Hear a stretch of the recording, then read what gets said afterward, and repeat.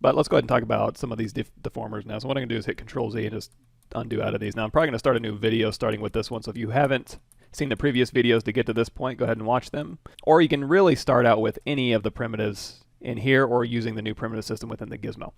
So with this object here, let's go ahead and talk about, let's hit W, go into the gear, and let's talk about this extender. This is an interesting one. So with this object here, if I choose extender, that's going to go ahead and throw the extender deformer on here. Now, just like when we were doing the primitives, if I hit W, that goes back into gizmo mode, and wherever I have this gizmo oriented in place is where that deformer is going to originate from and dictate the orientation of your deformer. So if I go over here and I hold down Alt and I kind of rotate this thing around, and then I go back into gizmo mode and choose extender, you're going to see the extender box is now oriented this way. But I think the extender will be a little bit more useful in this case, just pointing straight forward. So what I'm going to do is go back. I can hit W to go back into gizmo mode, and I'm going to hold down Alt and just hit reset orientation.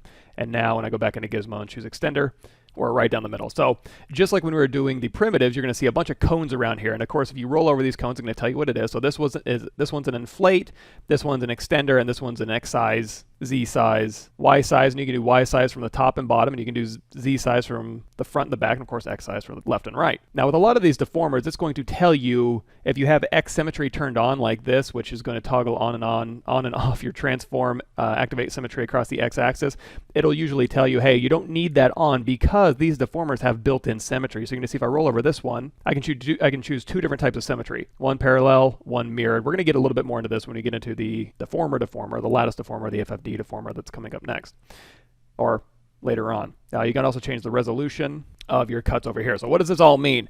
Let's go ahead and do this. So what if I go over here and I choose extender on the X axis right here, I can choose extender and it'll go ahead and just split right down the middle. If I do this X size over here, that's going to scale it up or scale it down. If you hold down shift, that'll snap to increments here. And you can see that little number at the bottom is going from 1.6 to 1 to 1. So if we do like 1.1 over here, we can also go over here, hold down shift and do X size on this side, and we can just do 1.1 on this side and kind of even it out. Now we're doing this in the X axis, so if I go over here to the X axis right here, you're going to see you can do parallel mirror, or this outside one is the resolution. So now we can change the X resolution right down the middle. And again, if you hold down shift, this one won't necessarily snap because it is just increments of 1 already, but we'll go ahead and set that X resolution to 4.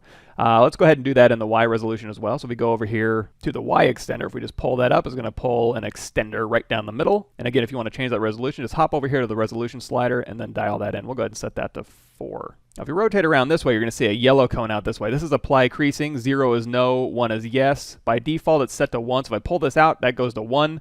If I pull it in, that goes to 0, and that creases these inside edges. So if you want that creased, feel free to use that as well. And one last thing with this one, if I go over here and I click this little blue dot, that's the center. I can move this around my object on the fly, and that's going to show where those cuts are going to happen and where that scale is going to happen as well.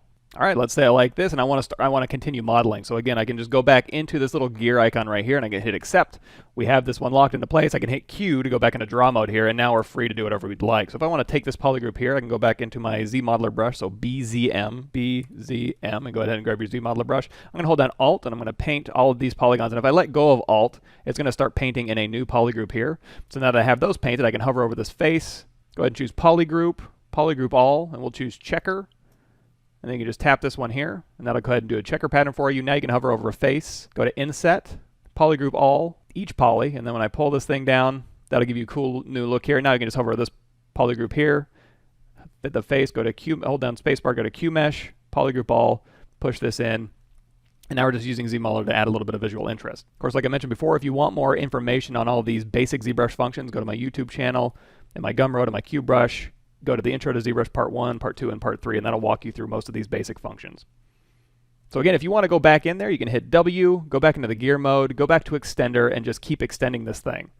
So again, if we want to go here and add a little bit more Y, and it'll maintain your resolution as well from your previous extender settings, and you're all set up, so you can just continue to use the extender modifier as much as you'd like. Oh, one more thing I forgot to mention is we talked about the crease, apply creasing here. You also have an inflate over here. So let's go ahead and do one more extender here.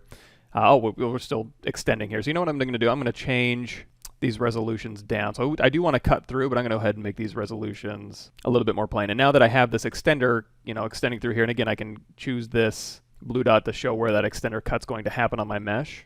If I go over here to inflate, I can also go inflate or deflate through my mesh to kind of give myself an edge ring around your last extender. So let's go ahead and go back to our gear. We'll go ahead and accept this.